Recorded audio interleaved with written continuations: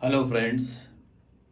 आज हम constitution of India में से प्री पार्लियामेंट्री प्रिविलेजेस के बारे में बात करेंगे कि जो संसद है उसमें प्रिविलेजेस क्या क्या हैं उसके बारे में हम बात करेंगे।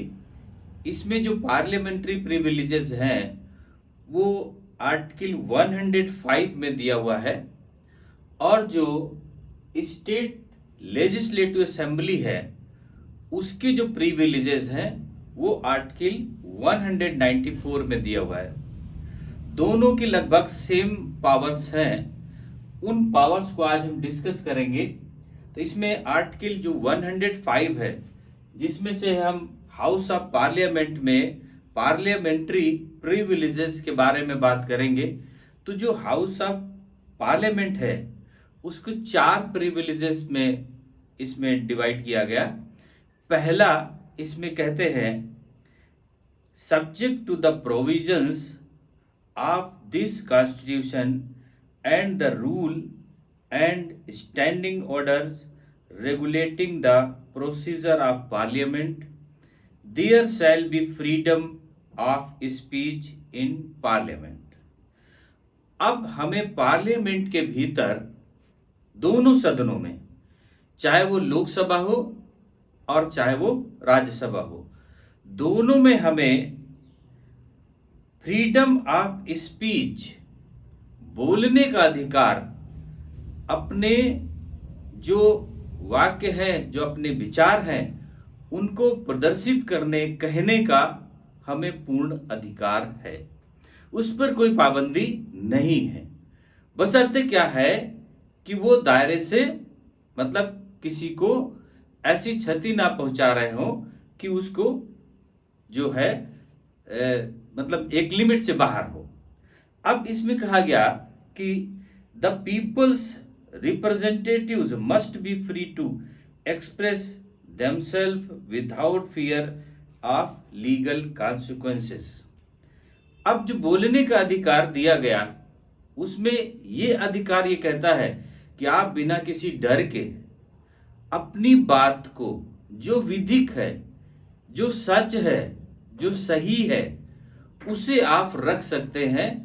उस पर आपको कोई पाबंदी नहीं है। ये इनको पहला प्रिविलेज दिया गया। अब दूसरा प्रिविलेज क्या दिया गया इसमें, no member of parliament shall be liable to any proceeding in any court in respect of anything said or any vote given by him in parliament or any committee thereof।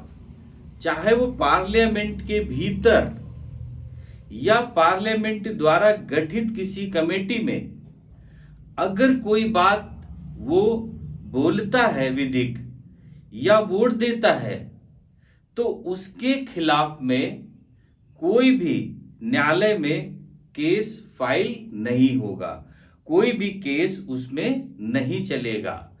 किसके बिना, head के अनुमति के, मतलब बिना chairman या दूसरा उनकी अनुमति के, बिना उनकी अनुमति के, ये हेड के अनुमति के ये नहीं चल सकता। इसी में इसके सेकेंड पार्ट में कह दिया no person shall be so liable in respect of the publication by और under the authority of either house of parliament of any report, paper, words और प्रोसीडिंग्स। दूसरी बात जो इन्होंने कह दी कि कोई भी हम रिपोर्ट, मतलब पार्लियामेंट की रिपोर्ट या उसका कोई पेपर या उसके वोट या उसकी प्रोसीडिंग या उसकी डिस्कशन, इन सब को उसे प्रकाशित करने का राइट है कि वो उन सब को वो प्रकाशित कर सकता है। और जो चीज चाहता है कि पब्लिकली उसको मालूम हो जाए या बाहर आ जाए, कोई प्रॉब्लम नहीं, उन्हें उसको पब्लिश करने का पूर्ण पावर दिया गया। अब इसका जो थर्ड है अहम बात, वो क्या कही गई, powers, privileges and immunities of each house of parliament and of the member of the committees of each houses shall be from time to time defined by the parliament by law in addition to above mentioned privileges member। अब इसमें कहा कि जो इसके members हैं parliament in अधिकारों को जो उसको दिया गया, बोलने का अधिकार, प्रकाशित करने का अधिकार, मीटिंग्स को प्रकाशित करना है, वोटिंग को प्रकाशित करना है, डिस्कशन को प्रकाशित करना है, उनको सब बाहर लाना है, छापना है, प्रिंट करना है, तो इन सब के अधिकार के अलावा समय समय पर पार्लियामेंट इनके बारे में नियम भी बना सकती है, इन प्रिविलेजेस को बढ़ा सकती है या किसी में नुकसान हो तो घटा सकती है। पार्लियामेंट को यह पूरा पावर दिया है कि इसमें से वो नियम भी बना सकती। अब जैसे किसके किसके नियम, फ्रीडम फ्रॉम अरेस्ट। अब मान लेते हैं कोई अरेस्ट करने का किसी का है, तो उसके लिए इन्होंने एक रूल बना दिया कि जो हमारा a member cannot be arrested in civil proceedings within a period of 40 days before and 40 days after the session of the house। जैसे एक नियम है, पार्लियामेंट ने एक नियम बना दिया।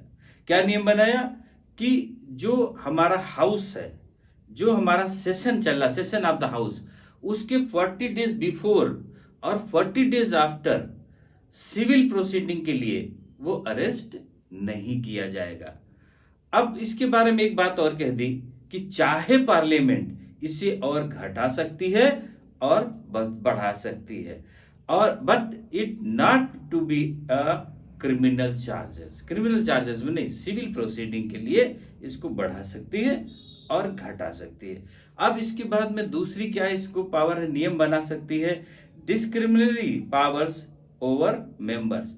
जो हमारे पार्लियामेंट के सदस्य हैं, मेंबर्स हैं, उनके अनुशासन के लिए अगर उनका अनुशासन नहीं करेंगे तो क्या होंगे कि वहां पर प्रॉब्लम हो जाएगी। अनुशासन ही नहीं तो अनुशासन के लिए उसमें नियम बना सकती है, अनुशासन के लिए नियम कर सकती है। Parliament has to power to enforce discipline, it can expel and suspend a member for unbecoming behaviour. अगर किसी मेंबर के द्वारा अनबिकमिंग बिहेवियर, ऐसा कोई बिहेवियर किया जा रहा है जो उस संसद की गरिमा को ठेस पहुंचती है, तो इसी थर्ड के द्वारा एक नियम बना सकते हैं कि उनको एक्सपेल कर सकते हैं, उनको बाहर कर सकते हैं, उस मेंबर को सस्पेंड कर सकते हैं। ये सारी पावर्स जो है इसी रूल के द्वारा बनाई जा सकती है। एक बात और कही दी, power to punish for contempt. अगर कोई संसद का कंटेम्प्ट का अवहेलना करता है तो उसके लिए सजा देने का भी प्रावधान इसी रूल के तहत बना सकते हैं। The house of power to punish a person whether a member और आउटसाइडर फॉर इट्स कंटेम्प्ट और breach of privileges, house can impose the punishment of admonition. अब इसमें से कहा गया कि उसको चेतावनी दे सकता है, उसको डांट सकता है, उसको सस्पेंड कर सकता है। ये उसके विशेषाधिकार हैं पार्लियामेंट के हेड को कि अगर कोई कंटेम्प्ट करता है, पार्लियामेंट में उसकी अवहेलना करता है, तो उनके बारे में वो उन्हें डांट सकता है, उनको सजा दे सकता है, 5 दिन के लिए, 10 दिन के लिए, 1 महीने के लिए उसे बाहर कर सकता है।